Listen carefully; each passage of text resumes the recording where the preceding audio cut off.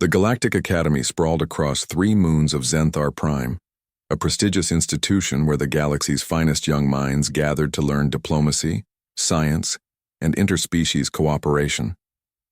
Among the gleaming crystalline towers and anti-gravity training grounds, humans remained a curiosity, a species so recently admitted to the Galactic Council that most students had never encountered one before.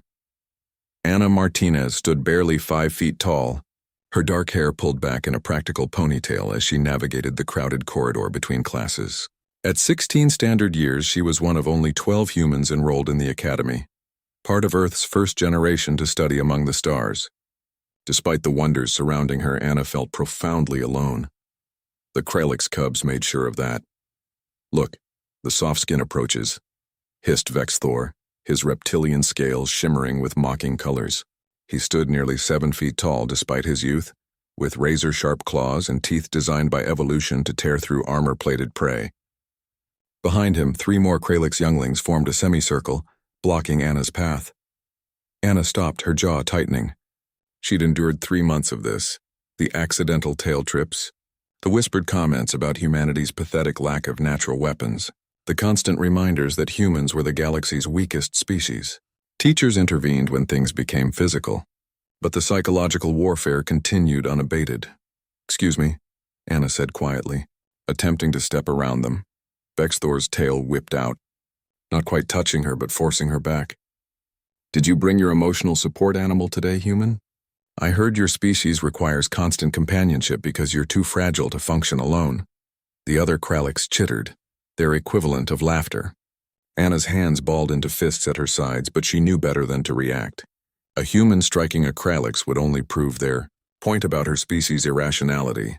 What they didn't know was that Ana had indeed brought a companion to the academy. Jack had been Ana's 21st birthday gift, or rather, he would have been if the academy's accelerated timeline hadn't placed her here 3 years early.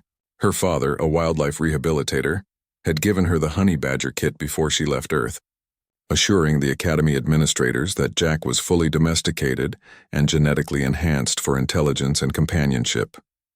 That was only partially true. Jack was intelligent, certainly. The genetic modifications had given him near-human-level problem-solving abilities and extended his lifespan considerably. But domesticated was a generous term for an animal whose species was notorious for taking on lions, hyenas, and venomous snakes without hesitation.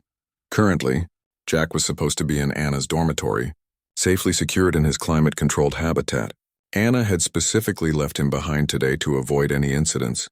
She hadn't counted on Jack's newly developed ability to manipulate electronic locks.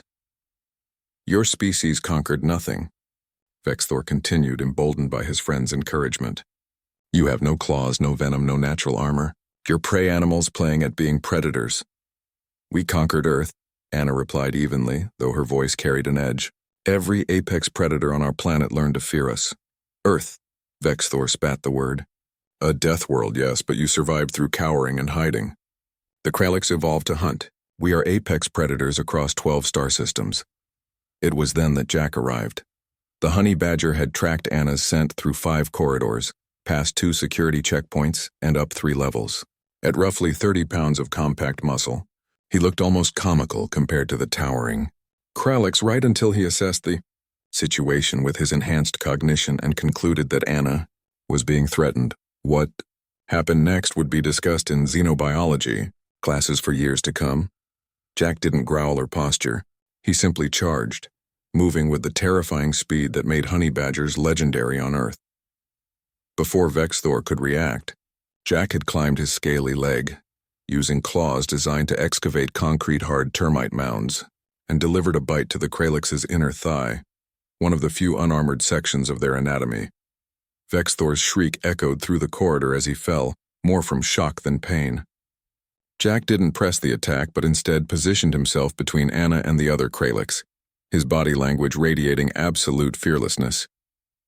His thick, loose skin, an evolutionary adaptation that prevented predators from securing a fatal grip, rippled as he moved.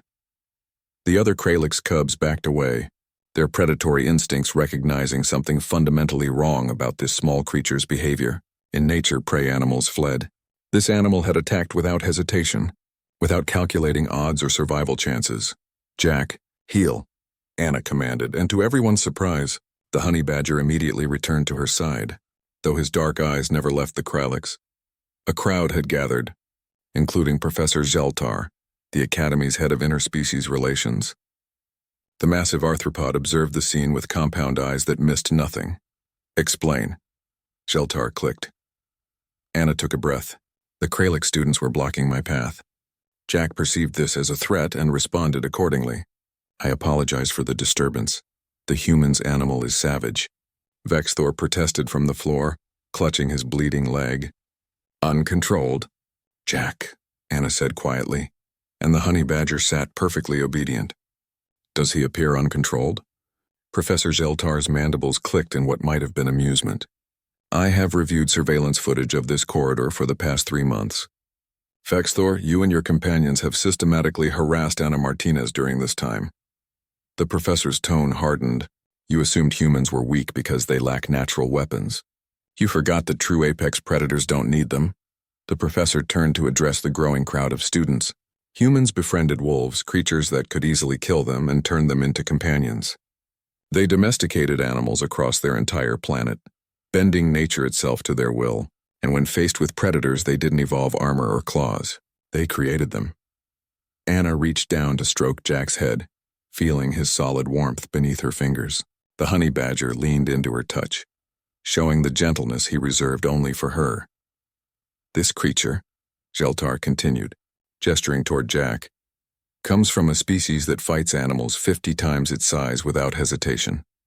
It has been recorded defeating lions, surviving cobra venom and raiding beehives despite thousands of stings, and humans kept them, studied them, admired them, because humanity recognized a kindred spirit." Vexthor remained silent. His earlier bravado evaporated. "Perhaps," the professor concluded, "you should reconsider what makes a true predator.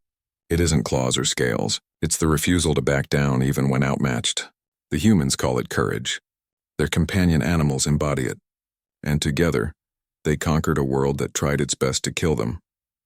As the crowd dispersed and Vexthor limped toward the medical bay, Anna knelt beside Jack, who had already forgotten the incident and was more interested in the treat she pulled from her pocket. She smiled despite herself, remembering her father's words before she left. "If anyone gives you trouble, Jack will remind them why humans became Earth's apex predator." In the end, it wasn't Anna's words or her academic achievements that earned respect at the Galactic Academy. It was a 30-pound honey badger who simply didn't care about the odds, a perfect representative of the species that brought him to the stars.